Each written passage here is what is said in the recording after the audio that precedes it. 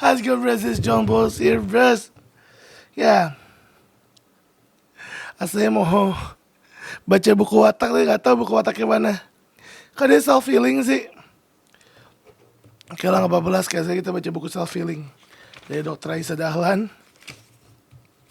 Belum pernah kan baca buku self healing bareng, nggak apa-apa lah ya, kita coba sesuatu yang baru. It's the start or something new. It feels alright to be here with you. Oh, the power of self healing. Jadi di sini banyak tentang teknik-teknik self healing ya. Tulisannya self healing berfungsi untuk memperbaiki semua hilaf dan aib dalam diri sebelum terlambat. Self healing adalah kiat merencanakan kesuksesan dan kebahagiaan dalam hidup manusia. Kita rencanakan ke depan mau seperti apa agar kita meraih kebahagiaan dalam kehidupan. Yes, rencanakan ke depan kalian mau apa.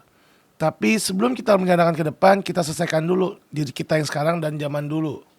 Itu menurut gua ya. The power of self healing. Pembaca yang dirahmati Allah, apa sih sebenarnya self healing itu?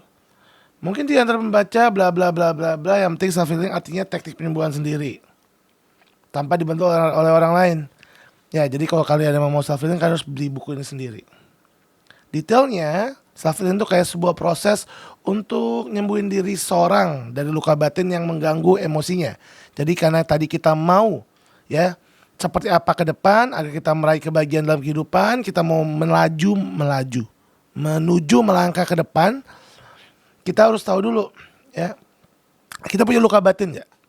Karena kadang-kadang orang selalu ngerasa kayak, gue nggak tahu kenapa gue marah-marah, gue nggak tahu. Terus kayak, ini pasti karena masa kecil gue. Kalau kalian emang punya masalah di masa kecil, punya trauma, punya kayak sakit hati masa lalu, dan kalian udah tahu itu, tapi kalian kerjanya cuma ngeluh doang, di situ kesalahannya. Yang kalian harus lakuin adalah kalian menyembuhkannya. Cari pertolongan. Gak ada waktu lagi untuk kayak gak bisa gitu ya. Nah, kayak ada orang misalnya mau tidur tapi gak bisa tidur. Biasanya karena ada orang yang emang pemikir. Dia tipe pemikir, overthinking, jadi gak bisa tidur. Akhirnya ya harusnya dia istirahat, healing, malah nggak bisa tambah tidur. Kenapa? Karena malah pas tidur malah tambah berpikir. Nah, jadi kadang-kadang sebelum kita mau self healing, kita juga ada baiknya ya tahu diri kita apa ya. Itu tadi belajar watak yang selalu ada di channel ini. Nah, jadi kalau baca buku ini ya, ini semua ada dari 0 sampai 100 gimana cara kalian bisa self healing. Tapi hari ini gue gak mau baca tentang ini dan bacain kalian, enggak. Kalian beli sendiri.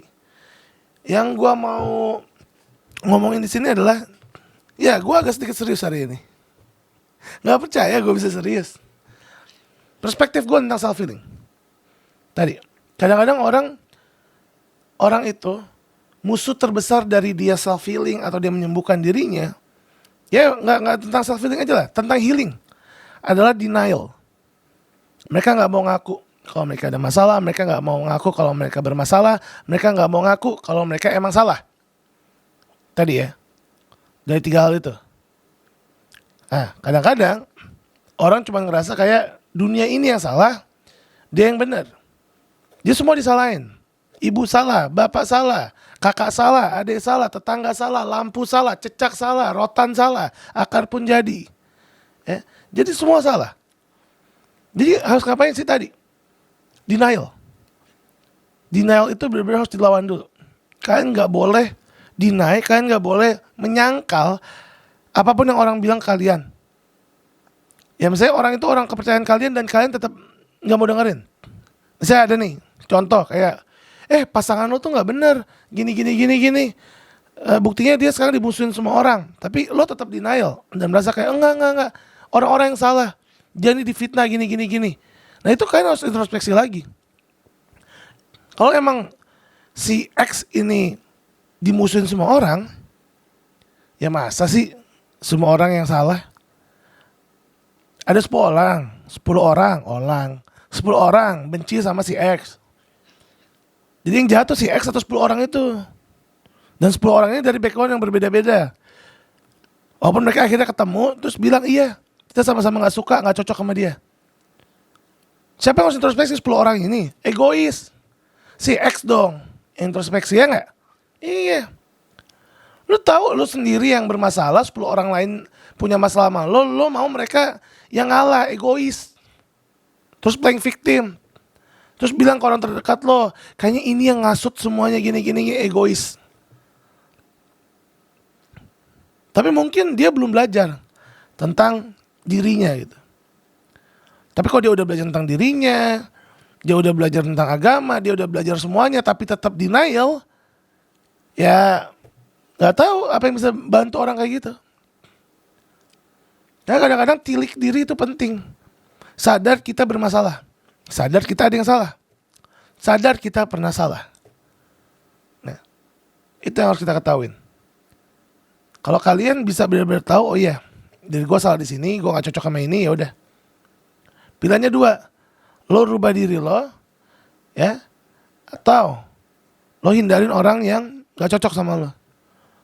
Tapi terkadang pada saat lo hindarin orang itu, ya, ini bukan si X ya. Kalau si X sih udah yang tadi 10 orang benci itu emang harus perbaikin diri. Ini misalnya lo punya teman di kantor, lo bermasalah, ya lo harus belajar untuk lebih memahami dia, ya. Ini cuman antara kalian doang nih, si A dan si B lah gitulah. A dan B berantem, ya. Tapi yang lainnya biasa sama si A, biasa juga sama si B. Nah tinggal lo gimana? Lo nih si A, misalnya lo nya A, B musuh lo.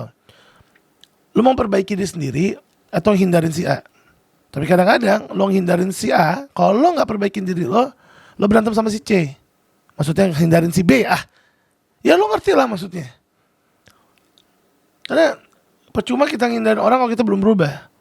Kecuali tadi si B ini si X yang tadi emang dibenci semua orang, ya udah kita pahami aja. Ini orang mungkin emang gini, nggak bisa berubah. Karena gini, kadang-kadang di dalam satu grup, di dalam satu kelompok organisasi, ya pasti ada satu orang yang agak-agak error, dibenci semua orang, tapi itu yang buat kalian sisanya jadi solid. Ya iya, karena punya satu musuh yang sama gitu kan. Iya, jadi nggak sepenuhnya si X ini buruk gitu. Dia punya kelebihan, yaitu ya musuh kalian bersama, kalian bisa tambah baik. Ya, tapi gimana kalau kalian jadi si X? Ya tadi, tilik diri. Kadang-kadang kalian lihat orang, dengarkan orang-orang emang lebih pintar daripada kalian. Apa sih prekursornya orang lebih pintar daripada kalian?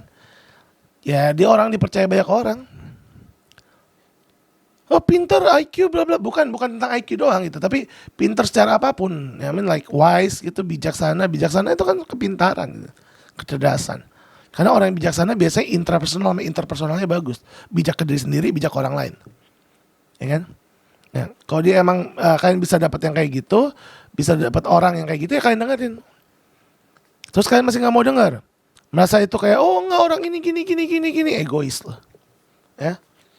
Jadi sebelum kalian healing, sebelum kalian melakukan self healing, ada baiknya kalian self introspection.